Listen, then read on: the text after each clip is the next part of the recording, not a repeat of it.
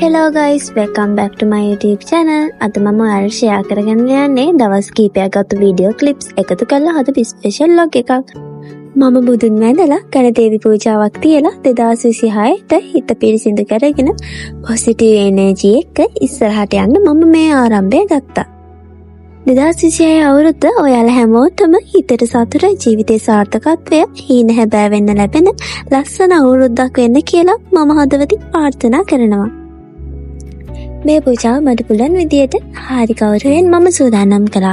ඇත්තට මේ පූජාව ගැන මම ගොඩක් දේවල් දන්නේ නැහැ. මට පුළුවන් විදියට වීඩියෝ වලින් බලලා මේ පූජාව මට කරන්න පුළුවන් විදියට මම කරා. වරදක් අඩුපාඩුවක් තිබුණත් ඒ හැම එකක්ම ගණදිවිය සමාව දෙනවා කියලා මම විශ්වාස කරනවා. ගණදිවිය කියන්නේ අලුත් ආරම්භ වලට බාධක පහස කරලා හොඳ මගට යන්න ශක්තිය දෙන දෙවි කෙනෙක් කියලා මම විශ්වාස කරනවා. ඒ වගේ මම ආව subscribe කරපු මගේ videos බලලා comment දාලා support කරන මගේ YouTube channel හැමෝටම ගොඩක් ස්තුතියි. ඔයාලගේ support එක තමයි මට තවත් ඉස්සරහට යන්න ලොකු motivation එකක් වෙන්නේ. මේ නම් 2025 අවුරුද්දේ ගත්ත වීඩියෝ එකක්. මායාලුවේ පොඩි වැඩ වගේකට ගාලකොටුවට ගියා. ඒ වෙලාවේ ගත්ත පොඩි clips ටිකක් තමයි මේ.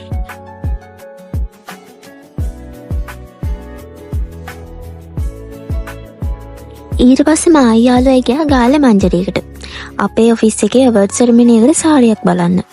ක්‍රිස්මස් එකට ලස්සන ඩෙකරේෂන් කරලා තිබ්බා. ඒවත් බලාගෙන අපි සාරි එක බලන්න ගියා.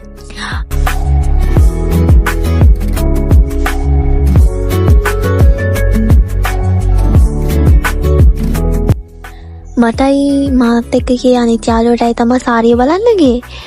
එයාට නම් සාරියක් සෙට් වුණා. ඒත් මං හොයපු සාරිය මට හම්බුනේ නැති හින්දා මා යාළුවා ගියා සරසවියකට පොතක් ගන්න. මම නම් වැඩි පොත් කියවලා නැහැ. මේ අවුරුද්දේ තමයි හිතාගත්තේ පොත් කියවනවා කියලා. ඔයාලට පුළුවන් නම් ඔයාලා දන්න පොත්වල නම් කමෙන්ට් කරගෙන යන්න. ඊට පස්සේ යාළුවට බඩු වගේක් ගන්න ගාල්ලේ නෝව එකට ගියා. කොම් එහෙම කර. නේ මොනවද? මේක මේ තවත් දවසක් අම්ම එක ගියා මල්ලි ට්‍රිකන් මැච් එකක් තිබ්බ නිසා ඒකට ඇඳුමක් අරන් දෙන්න.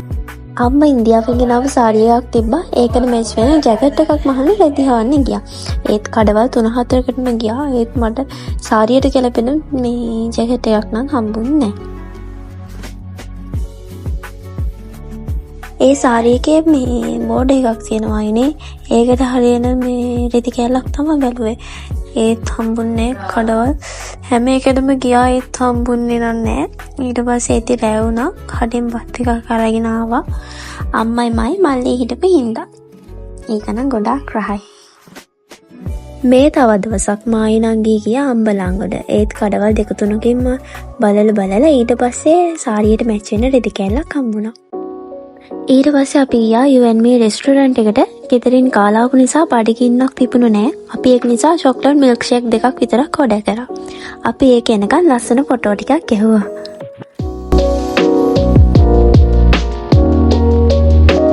අපි ඕඩර් කරපු මිල්ක් ෂේක් දෙක නම් ආවා. ඊට පස්සේ ඉතින් අපේ නංගිව වීඩියෝස් ගන්නවා. ඒ දෙක බොල ගමන් අපි ඉතින් විකාර කර හිටියා එතෙන්ට වෙලා. එතන කඩේ මිනිස්සුත් බලනවා අපි දෙන්නගේ විකාර. අයියෝ.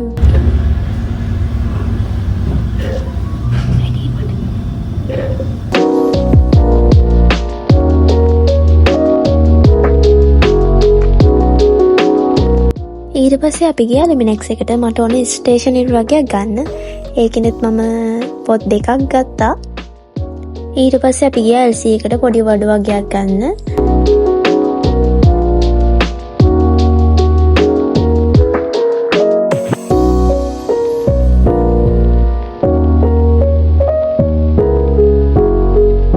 ඒ බඩු ටිකත් අරගෙන ඊට පස්සේ නංගිලා ගෙදර යන්න ගියා. මොකද මට සැලොන් එකටත් යන්න ඕන නිසා සැලොන් එක තියෙන නංගිලා ගෙවල් හරියේ. ඒකට තමයි ඉතින් මම හැමදාම යන්නේ අයිබ්‍රෝස් දෙක හදාගන්න.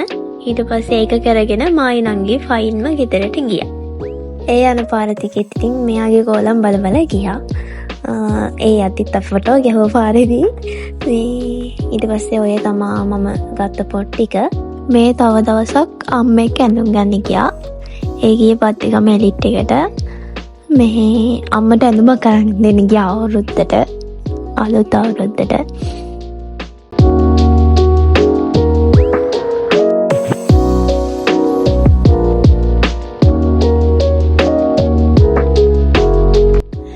අපි දෙසැම්බර් 30 වෙනිදා සාරි ජැකට් එක ගන්න ගිහිල්ලා මේ නන්දරි කියලා තමයි අපි අවුරුදු ගානක් ඇඳුම් අහන්නේ. ඔයාලටත් එයාගෙන් ඇඳුම් අහගන්න මම එයාගේ FB page එක description එකේ දාලා තියන්නම්. ඊට පස්සේ මට හොඳ වැඩක් වුණා. සැලොන් එකෙන් කෝල් කරලා කිව්වා ඒ අයියට පොඩි ගමනක් යන්න තියෙනවා ඉක්මනින් එන්න කියලා. ඊට පස්සේ සාරිය අයන් කරන්න ගිහිල්ලා සාරිය අයන් එකට පිච්චුණා.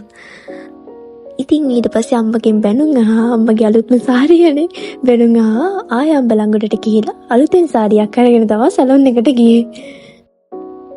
මේ සැලොන් එකේ නම සැලොන් සිත්‍රෝ. මම කිව්වා විදියට මම ලස්සන මේකප් එකක් දාලා දුන්නා. ඒ දවසේ නම් හැමෝම කියනවා ලස්සනයි කියලා. thank you සැලොන් එකේ අයියට. මම හිතනවා මම එදා ලස්සනට හිටියේ කියලා. ඔයාලත් ඔයාගේ අදහස කමෙන්ට් එකක් දාගෙන යන්න. පාටි එක තිබ්බේ ඉක්කඩු ඇවන්ට් එකේ නිසා මම ඉක්මනින් පික්මි එකක් දාගෙන හොටෙල් එක තියෙන තැනට ගියා. ඊට පස්සේ එතන කට්ටිය නිකන් ඉඳලා අපි ඇතුළට යන්න ගියා.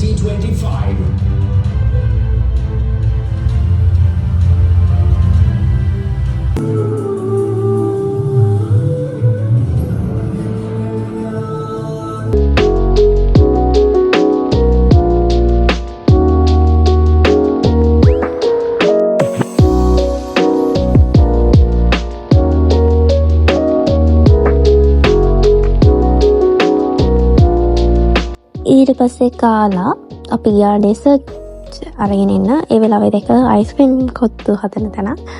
ඊට පස්සේ ඒකෙනුත් මං බෙදාගත්තා. ඒක නම් හරියට සෙට් වුණේ නැහැ.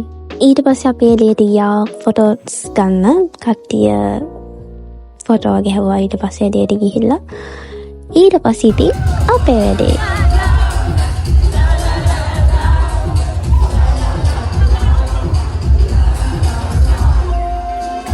ඊට පස්සේ යාළුවෝ ඔක්කොම ආවේ අපේ ගෙදර. ඒ කට්ටිය මාතලේ අවිස්සාවෙල්ලේ දොර පැතිවල ඉන්න ආවයි හින්දා ඔක්කොම හිටියා අපේ ගෙදර. ඊට පස්සේ පාටි එක ඉවර වෙලා ඇවිල්ලා නිදා ගන්නත් බැරි හින්දා අපි ගියා හැමෝම එක මේ හිකඩ බීච් එකට.